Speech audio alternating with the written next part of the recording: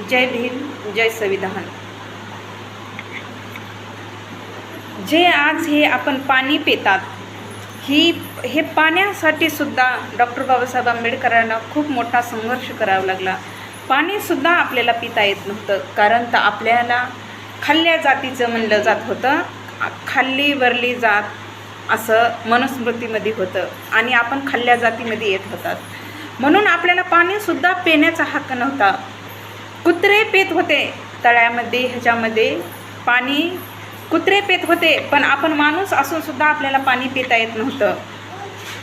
खूप मोठी देण आहे डॉक्टर बाबासाहेब आंबेडकरांची की आज आपण पाणी पितात. बाबासाहेबाची पुण्याई आहे. खूप मोठा डॉक्टर बाबासाहेब आंबेडकरांनी संघर्ष केला, त्यावेळेस आपलं जीवन सुधारलं आहे. असंच कुणं दिलं नाही आपल्याला दानमध्ये.